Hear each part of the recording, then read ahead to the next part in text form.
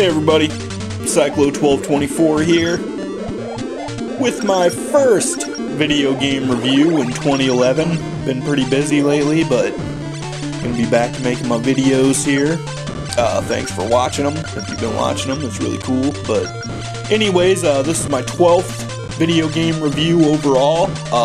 This time around I decided to review the great vertical shooter Zanac. This is on the Nintendo Entertainment System. First thing I want to say about Zanac is it will kick your ass up into your throat repeatedly. I promise you. It's a crazy game. The bullets and stuff that come at you are real tiny. It's hard to see them.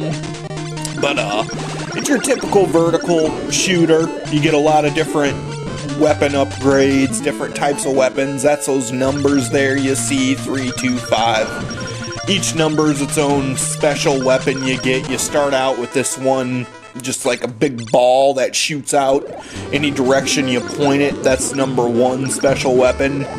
Then like number 2 is a shield. 3 is that circular thing you see right there.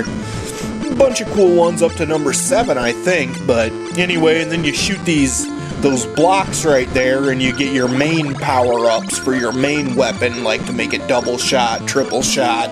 I believe they also will upgrade your speed so you can move around a little faster. Zanac is a great game. I mean, even if you don't know what it is, never heard of it, you can get it pretty cheap, and I guarantee if you like shooters, you'll have fun with it. It was put out on the Nintendo Entertainment System November of '86. Developed by Compile, published by Pony Canyon.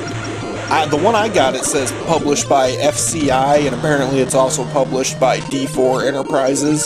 The people who made this made the Guardian Legend for Nintendo. Awesome game I plan on reviewing.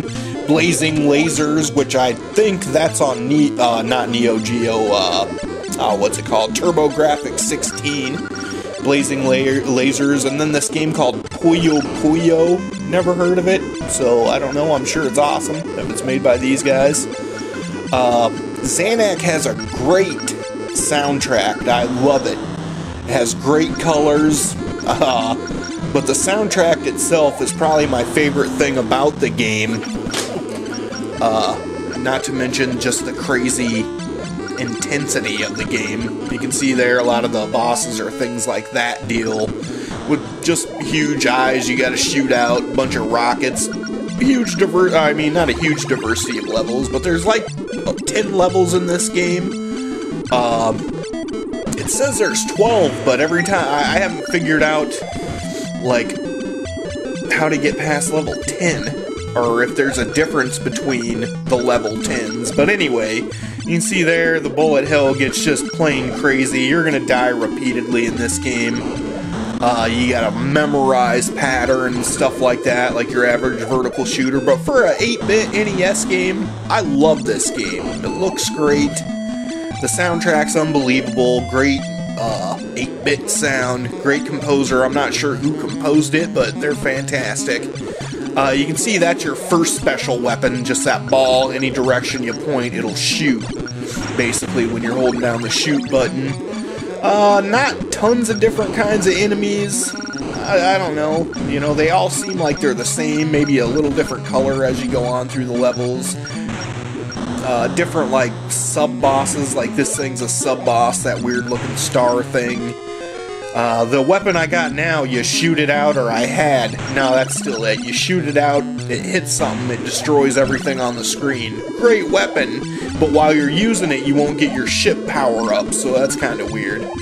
Anyways, it's cool outer space, or you're in like a starship type thing here. Not really, probably won't take you that long to beat this game once you get the hang of it, but it's gonna take some memorizing and whatnot. Zanac is definitely worth any price you gotta pay for it. I'm guessing you can probably get it for $7 or so bucks. It's fucking awesome. Zanac. Anyways, I've been playing this a lot lately. Sorry if I sound kind of stuffy, man. I got wicked sinus problems. I was blessed with great sinuses. It rules.